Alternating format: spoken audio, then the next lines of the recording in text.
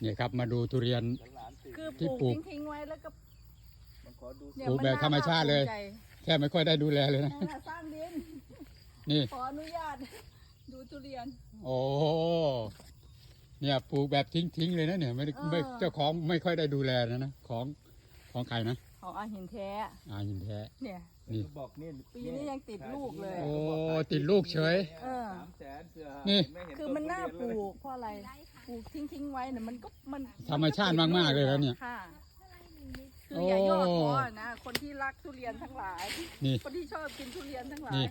อย่าได้ยอดท้อ โอ้โห ปลูกเลย เห็นแล้ว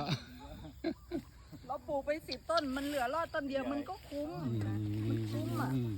คนรักทุเรียน คนที่ชอบทุเรียน ปลูกแบบธรรมชาติ ปลูกไปเถอะ ไม่น่าเชื่อ มันตายแล้วก็ปลูกใหม่ สุดยอด อีก ไอ้ตรงรอบตรงติดถนนเลยนะ สวัสดีครับ